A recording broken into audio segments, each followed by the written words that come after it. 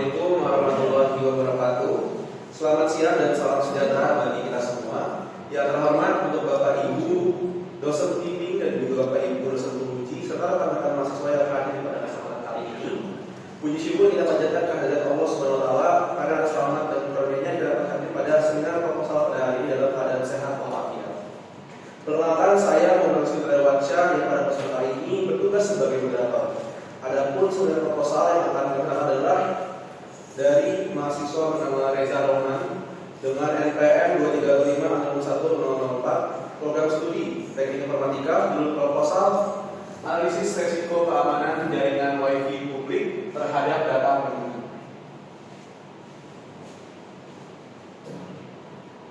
Sebelum seminar dimulai, izinkan saya membacakan susunan acara sebagai berikut. Pertama, pembukaan. Kedua, pemaparan proposal oleh mahasiswa, lalu dilanjutkan oleh penutupan. Untuk mempersingkat waktu, kepada saudara Reza Roman dipersilakan untuk mempresentasikan proposal penelitian yang telah disusun dan dengan waktu presentasi diberikan selama kurang lebih 15 sampai 20 menit. Baiklah, di sini pada seminar proposal saya dengan judul analisis risiko WiFi jaringan WiFi publik terhadap data pengguna. Yang pertama itu adalah latar belakang yang dimana perkembangan teknologi internet membuat penggunaan WiFi publik semakin meningkat di berbagai seperti kafe, kampus, dan fasilitas umum lainnya. Kemudian akses ini tentu menjadi sangat membantu aktivitas sehari-hari pengguna, terutama mahasiswa. Namun di balik kemudahan itu terdapat risiko pada keamanan jaringan WiFi tersebut, atau bisa kita dapat pencurian data. Yang pertama itu WiFi publik semakin banyak digunakan, memudahkan akses internet, risiko keamanan yang sering diabaikan, dan yang terakhir itu data pengguna bisa terancam. Selanjutnya itu ada permasalahan yang dimana meskipun WiFi publik memberikan banyak manfaat, masih banyak jaringan yang belum memiliki sistem keamanan yang memadai, sehingga pengguna sering terhubung tanpa mempertimbangkan risiko bahkan untuk aktivitas penting seperti login akun atau transaksi. Hal ini meningkatkan kemungkinan terjadinya kebocoran data.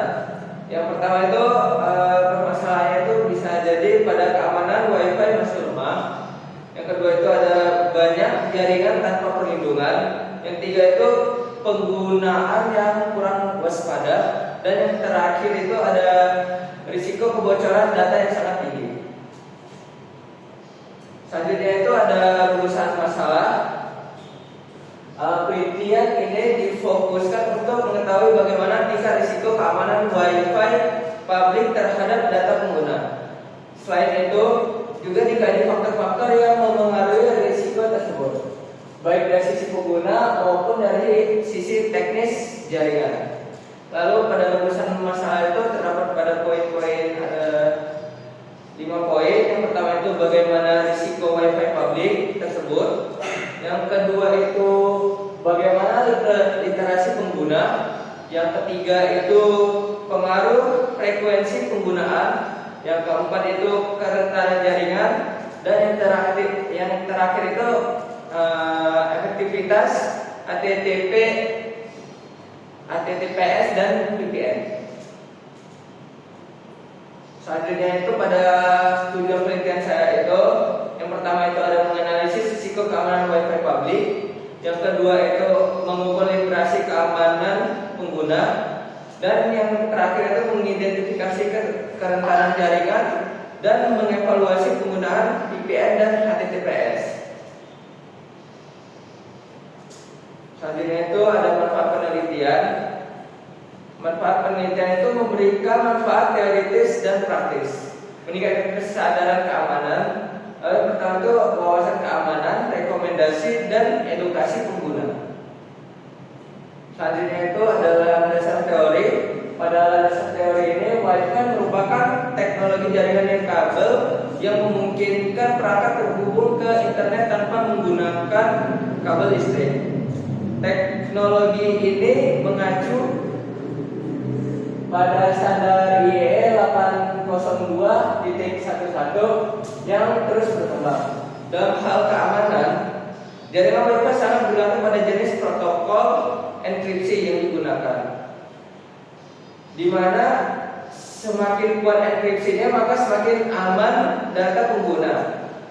Untuk poin yang penting pada dasar teori saya ini terdapat 3, yang mana WP itu sudah tidak aman, lalu WPA atau WPA 2 itu masih digunakan, dan yang paling aman untuk saat ini adalah WPA 3. Lalu ada jenis serangan, yang dimana jaringan Wi-Fi publik memiliki berbagai ancaman keamanan yang dapat dimanfaatkan oleh pihak tidak bertanggung jawab untuk mencuri data pengguna. Serangan ini biasanya terjadi tanpa disadari oleh pengguna karena dilakukan secara tersembunyi di dalam jaringan. Contoh serangannya itu yang pertama ada man in the middle atau penyadapan komunikasi, yang kedua itu evil twin atau Wi-Fi palsu, yang ketiga itu ada pakai sniffing atau bisa disebut mengambil data, dan yang terakhir itu ada ARP questioning, yang dimana itu adalah manipulasi jaringan.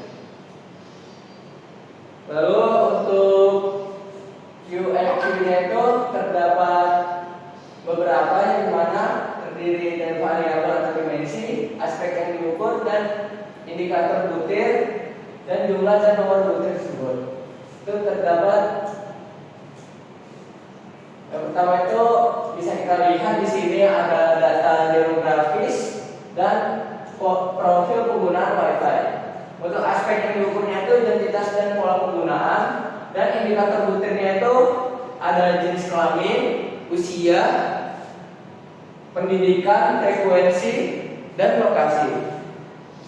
Selanjutnya itu contoh kedua itu ada literasi keamanan digital atau X2, yang mana pengetahuan yang aspek yang diukurnya itu tentang pengetahuan protokol dan ancaman.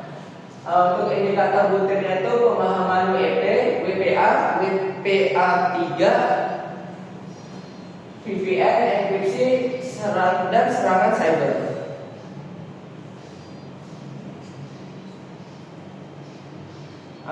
Selanjutnya itu pada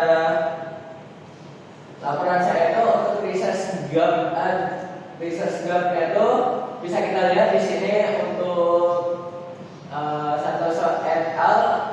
Di tahun 2022 dengan judul jaringan Wi-Fi dan kabel untuk penetration testing and crack website non exploit, yang dimana Wi-Fi yang rentan terhadap paket sniffing, ARP questioning, dan evil twin. WPA 2 lebih aman dari WEP namun masih bisa dieksploitasi dengan dasar pengujian teknis dan variabel efektif H1 dan H4. Untuk pada research gap-nya itu untuk jurnal yang saya gunakan. Lalu ada metode penelitian dan flowchart, yang dimana penelitian ini menggunakan pendekatan kuantitatif dengan mengombinasikan metode survei dan pengujian teknis atau penetration testing. Pendekatan ini dipilih untuk mendapatkan gambaran yang komprehensif mengenai risiko keamanan Wi-Fi publik, baik dari sisi pengguna maupun dari sisi teknis jaringan. Untuk detail metodenya itu ada kita menggunakan jenis penelitiannya itu kuantitatif atau exploratory research. Lalu ada penetration testing dan analisis traffic. Lalu jumlah sampel 100 responden dari mahasiswa, 20 titik Wi-Fi public, analisis data atau SPSS, dan smart PLS. Lalu ada bisa kita lihat pada flowchartnya ini, yang dimana kita dari awal untuk studi pendahuluan dan identifikasi masalah untuk kajian literatur awal dengan observasi pada lapangan. Selanjutnya ada perumusan masalah, lalu penyusunan, validasi instrumen, lalu pilot studi, lalu instrumen valid dan reliable, lalu saya mengumpulkan data. Jika tidak ada pengumpulan data, dia akan mengulang lagi untuk penyusunan instrumen kuesioner tersebut. Jika iya, dia maka akan lanjut ke finalisasi instrumen dan protokol pengujian teknis. Lanjut ke pengumpulan data survei, lalu pengujian teknis jaringan penetration testing dengan network traffic analysis. Lalu selanjutnya itu ada tabulasi dan pembersihan data. Lalu itu ada analisis statistik, deskriptif dan inferential SPSS P26 yang uji hipotesis H1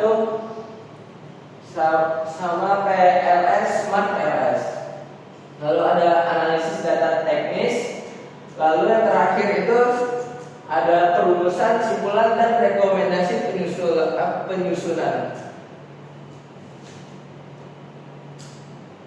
Baik, sekian presentasi saya mengenai seminar proposal saya. Saya kembalikan ke moderator. Terima kasih untuk Mbak Reza dan juga terima kasih kepada Bapak Ibu dosen atas perhatian selama penyampaian materinya. Dengan demikian seluruh rangkaian seminar proposal hari ini telah selesai dilaksanakan. Semoga masukan dan juga perhatian yang diberikan dapat menjadi bahan perbaikan dan juga penyempurnaan proposal penelitian yang disusun. Saya selaku moderator mohon maaf apabila ada kesalahan dalam menuju dari seminar. Akhir kata, wassalamualaikum warahmatullahi wabarakatuh. Ini kok ada sesi tanya jawabnya? Ya, di sini Pak ya.